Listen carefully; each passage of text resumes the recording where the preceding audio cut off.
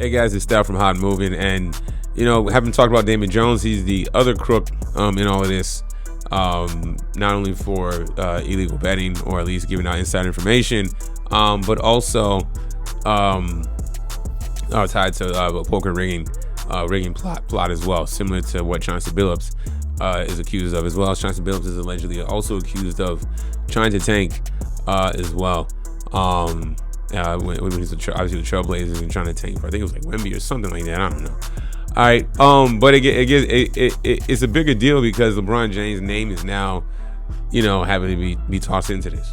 Okay, and apparently Damon Jones was a bad gambler.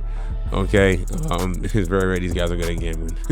Whatever. Okay, and based on this article, look, man, he sent the guy $2,500. With information that there'll be some Nova players not playing. Now, those Nova players weren't specifically, this is back in 2024, they weren't specifically listed or told to him, to the guy he was getting the money from. And the guy, I believe, made like $100,000 bet. And it was it was funny because the guys that were listed, it was LeBron James supposed to be listed as questionable that game. Anthony Davis, probable. D'Angelo Russell, questionable. Okay, all guys ended up playing. LeBron James played 39 minutes, scored 25 points, while Davis logged 38 minutes, scored 27 points, and Russell 14 points in 36 minutes. Okay, fairly, the guy he got the money from alleged that requested $20. He wanted the money back, but Jones countered that he had credible non-public information regarding players. Either way, still bad. Okay, it doesn't matter if he listed, but hey, he didn't list specific names, but I mean, it's still bad anyway. Okay, now apparently he did make a bet, or he did get some information back in 2023. Against the Bucks, and LeBron didn't play, whatever, and he won money on that. Okay, and also too is like, he's also been a groupie kind of guy, Damon Jones. He has. Well, in terms of using LeBron James' name, okay, they're saying that he would use LeBron James' status to go to casinos. Okay, when he's at casinos, and he would say, like, Jones would strut around Vegas boasting about his friendship with LeBron James, trying to land favors, a witness at Friday. Okay, Osborne, professional gambler, told the Post you'd often see the Cuban cigar chomping Jones hang around at Aria Resort in Las Vegas, and point where he thought Jones lived there. He was a bad junior gambler, accused of peddling details of James' injuries and upcoming Laker games in 2023 to score a $25 payout for a better. Yeah, we just talked about. All this is bad. All this is bad. The NBA has definitely got their hands full in all this. Okay, they can't really do much outside of let the FBI continue their investigation into this, and also, I guess, cooperate with the FBI. But as far as it goes with LeBron James, I mean, look, man, I know people want to try to tie this into LeBron James. LeBron James been accused of using enhancements, steroids, or whatever it is. Okay, they try to get on him for that. They try to get on LeBron. Now I want to use this to get on him for this. This whole gambling situation. I mean, LeBron James is a big name. Okay, LeBron James hasn't been listed in any particular documents pertaining to this case and all these charges and everything like that, right? And look, man, LeBron James,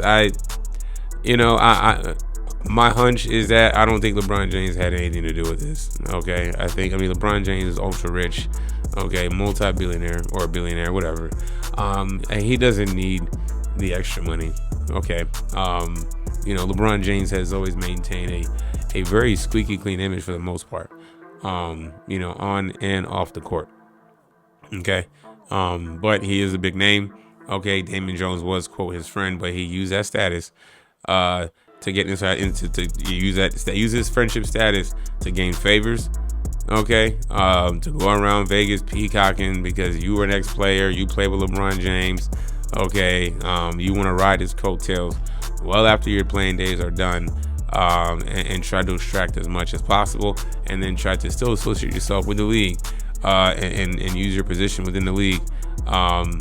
Just like kind of Chauncey Billups in the alleged of him being a coach, getting information potentially on his team on the bet against, right? Just foul, dirty all the way around. The league looks very bad in all this. Okay, but these individuals, and not saying the league was complicit, not blaming the NBA, but I mean, this was just bound for the course, right? I mean, once sports betting got involved, FanDuel's, DraftKings, now you had ESPN Bet. I mean, it's here to stay.